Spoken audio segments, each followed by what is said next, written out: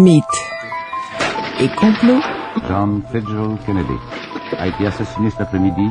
avec Christian Page. Christian Page qui revient après un été sur la planète Mars. Oui, absolument. Dans une pyramide quelconque, ça va, Christian? Oui. On a fait du tantrisme. Ah, c'est vrai? Avec Sting? Oui, le tantrisme, et personne n'a fait l'orgasme dans ce cas-là. Je comprends, tu l'as pas. Et l'avantage du tantrisme, c'est que c'est pas salissant. Non, effectivement. C'est propre, c'est quelque chose pour les gens propres. Donc, tantrisme.ca pour rejoindre Christian Page. Hey, demain, est-ce qu'on ouvre les lignes sur les CLSC? Moi, j'ai plein de courriels de gens qui ont des expériences horribles à raconter. Je pense que ça serait le fun. Tant qu'à finir l'été, tout se fait de le finir en catastrophe. Fait que demain, on va ouvrir probablement les lignes vers 1h30 pour vous entendre sur les CLSC. Donc, ce n'est que, comment on dit, rendez-vous, c'est remis en tout cas. Ouf! Partie remise. Merci Fred. Il se gagne un toaster à l'uranium enrichi. Bon, tu veux nous parler des ovnis, Christian? Oui, parce que durant l'été, il y a eu beaucoup de nouvelles de tout genre sur les phénomènes paranormaux, mais celle qui a retenu le plus l'attention, oui, apparition de fantômes, manifestations mystérieuses, toutes sortes de trucs. C'est vrai, j'ai pas vu ça. Oui, mais celle qui a, d'ailleurs, on a appris qu'hier, James Cameron, monsieur Avatar, était descendu en sous-marin au fond du lac Baïkal, en URSS, dans l'ancienne URSS. Et pour les amateurs de mystère et de surnaturel, le lac Baïkal n'est pas n'importe quel lac. Et on peut se demander ce que James Cameron est allé foutre au fond du lac Baïkal. D'autant plus que la nouvelle est sortie en même temps qu'on apprenait que l'an dernier, le président Poutine lui-même s'était payé un petit voyage en sous-marin au fond du lac Baïkal. Mais ça sera pour une autre chronique. Alors aujourd'hui, on parle des... On a une saison à remplir. Donc aujourd'hui, on parle des ovnis. Oui. Et l'une des nouvelles qui, durant l'été, a retenu le plus l'attention, c'est une nouvelle qui date du début du mois de juillet, où un aéroport dans le sud-est de la Chine, l'aéroport de Xiaoxian, a été fermé pendant plus d'une heure après que l'équipe volante, en fait, d'un transporteur des lignes aériennes chinoises ait rapporté la présence d'un ovni au-dessus de l'aéroport. Donc, on a fermé l'aéroport. L'appareil en question, l'objet inconnu, a également été détecté par radar. Et pour les auditeurs qui seraient intéressés de voir à quoi ça ressemblait, parce que l'équipe au sol ont filmé l'OVNI en question, il suffit d'aller sur Internet et de taper dans le moteur de recherche UFO over China. On va voir plein d'images, mais celle qui nous intéresse, c'est une sorte de masse lumineuse qui laisse échapper derrière elle une longue traînée lumineuse blanchâtre. Et donc, c'est l'information qui a retenu le plus l'attention durant l'été. Et on sait que les autorités chinoises ont évoqué, après l'incident de l'aéroport, les autorités chinoises sont revenues sur le terrain en disant que l'incident OVNI pouvait être peut-être lié avec des manipulations ou des expériences menées par l'armée chinoise, sans s'étendre sur le sujet. Ce qu'il y a d'intéressant dans cette nouvelle de l'OVNI en Chine, ce n'est pas tant l'incident lui-même que la source de l'information. La source de l'information, ce sont les autorités chinoises. Ce qui est assez surprenant parce que jusqu'à tout récemment, les autorités chinoises refusaient de commenter la question des OVNI, allant même jusqu'à dire qu'aucun OVNI n'avait jamais été rapporté au-dessus de la Chine. Alors que là, avec cette information-là, non seulement le gouvernement parle de cet incident-là, le commente, et va même jusque dans les médias chinois à entretenir l'idée d'un débat ou d'une discussion autour des ovnis. Et pourquoi tu penses?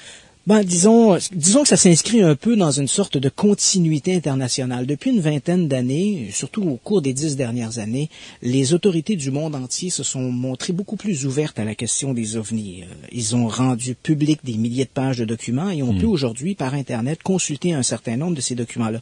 On pense par exemple au gouvernement français, le seul pays au monde, je parle des pays industrialisés, à avoir un organisme étatique qui collige l'information sur les ovnis, qui s'appelle le GEIPAN, le groupe d'études et d'informations sur les phénomènes aérospatiaux non identifiés. Ce GEIPAN a mis en ligne tous ces dossiers sur les ovnis. On peut également aller sur le site du FBI, de la CIA, de l'US Air Force, et là aussi aller colliger, aller chercher de l'information. Et dans cette foulée-là de rendre public des informations, il y a quelques jours à peine, le gouvernement britannique, pour la 6e fois depuis l'an 2008, a rendu public une série de documents, plusieurs centaines de pages de documents sur la question des ovnis. Ce sont des documents qui couvrent surtout la période de 1995 à 2003. Donc, les gens peuvent aller sur le site des Archives nationales de Grande-Bretagne pour télécharger ces documents-là. Et ce qu'on découvre dans ces informations, dans ces pages rendues publiques, bien sûr, il y a des informations, comme je l'ai mentionné, ça touche surtout la période 1995-2003, mais on a aussi des dossiers qui sont plus anciens. On apprend, entre autres, que durant les années 40, à la fin des années 40, le gouvernement britannique avait une politique du silence par rapport à la question des ovnis, politique du silence imposée par Winston Churchill lui-même. Apparemment, dans les derniers mois de la Deuxième Guerre mondiale, un appareil de la Royal Air Force aurait été rejoint au-dessus de la Manche par un objet circulaire métallique qui aurait volé de concert avec l'avion avant de s'éloigner à grande vitesse. Le rapport de ces officiers-là est tombé éventuellement sur le bureau de Churchill et qui, quelques jours après, lors d'une réunion de son cabinet, a évoqué cet incident-là et a demandé que toute information concernant les ovnis soit gardée secrète. En fait, jusqu'à maintenant, c'est-à-dire qu'avant la publication de cette information-là, c'était un peu un secret de polichinelle. On savait que déjà dans les années 50, Churchill avait mis de l'avant un bureau qui s'appelait le Flying Saucer Working Group. Ce que là, on apprend, c'est que Churchill était beaucoup plus intéressé par la question des ovnis que d'en entendre parler par la bande, et allant même jusqu'à imposer certaines politiques par rapport à la question. Je reviens à cette masse d'informations rendue publique il y a quelques jours par le gouvernement britannique. Ce qu'on découvre également là-dedans, c'est qu'à peu près 90% des observations d'ovnis après enquête ont trouvé une explication, mais un certain nombre d'entre elles restent inexpliquées. Et parmi elles, on découvre que l'incident de Bentwater Woodbridge, qui date de 1980, a durant toute la décennie des années 80 hanté les enquêteurs du ministère de la Défense. Et qu'est-ce que c'est que cet incident de Bentwater Woodbridge? Alors, je vais te replacer un peu dans le contexte. Vas-y donc. La base de Bentwater Woodbridge, c'est une base militaire américaine. En fait, ce sont deux bases jumelles qui sont situées dans le Suffolk, tout près de la forêt de Rendlesham. Ce sont donc des bases militaires américaines. On est donc en territoire américain, même si on se trouve en Grande-Bretagne. C'est une question de territorialité. En décembre 1980, la situation se passe comme suit. On est le 27 décembre 1980. Ce soir-là, tard dans la nuit, des officiers voient de l'autre côté des clôtures, dans la forêt de Rendlesham, des lumières qui semblent circuler. On a l'impression qu'il s'agit peut-être de gens avec des lampes de poche, mais comme on est tout près d'une base militaire et qu'on est dans une zone névralgique, ces officiers vont demander au supérieur de la base l'autorisation de sortir du contingentement et de se rendre sur les lieux pour voir ce qui se passe. Donc à partir, on va prendre 2 jeeps, on va aller dans la forêt. Et l'incident se passe comme suit. Alors que les militaires avancent dans la forêt, ils vont se retrouver nez à nez avec un objet mystérieux qui est posé au sol. L'objet ressemble à un cône inversé. Il fait à peu près 3 mètres à sa base, 2,50 mètres de haut. Il y a une espèce de lumière rouge clignotante sur le dessus de l'objet et à la base, on voit des lumières bleues qui semblent tourner autour de l'objet. Lorsque les officiers s'approchent de cet objet en forme de cône, l'objet se soulève du sol. Les officiers ne savent pas si l'objet repose directement à terre ou s'il est sur des pattes.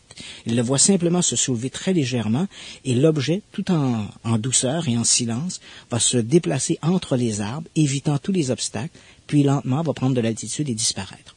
Les officiers vont retourner à la base, vont faire un rapport de l'incident, lequel rapport de l'incident va se retrouver sur le bureau du chef de la base, le lieutenant-colonel Charles Halt. Donc cet incident-là va se retrouver sur son bureau le lendemain.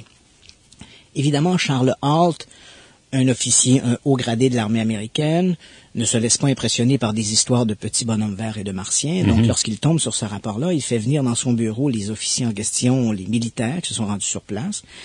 Ces hommes lui racontent un peu ce qu'ils ont observé, et ce soir-là, Halt décide de se rendre lui-même sur place de cet atterrissage, entre guillemets. Donc, il va prendre un groupe électrogène, quelques jeeps, et il va se munir d'un magnétophone pour pouvoir prendre des notes sur place, notes qu'il souhaite éventuellement être retapées le lendemain par sa secrétaire. Donc, ils arrivent sur place, et ils vont dans cette clairière où l'objet était posé, et là, on voit Halt et les hommes qui l'accompagnent voient qu'il y a un ensemble de traces au sol, notamment des petites dépressions qui font à peu près 4 cm de profondeur pour une largeur d'à peu près 12 cm.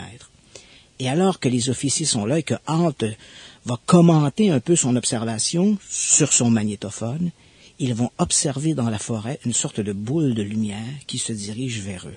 Et il y a un enregistrement à ce Voilà, sujet-là. donc HALT va observer cette lumière, on dirait une sorte de caméra téléguidée qui semble observer les officiers. Et attention, on parle ici du lieutenant-colonel Charles HALT, un haut dignitaire de l'armée américaine. OK, je vais faire exprès, on va faire une pause. OK. Et on va l'entendre, ça c'est exclusif. Hein? Exclusif, il y a ouais. pas de copie de ça. Non.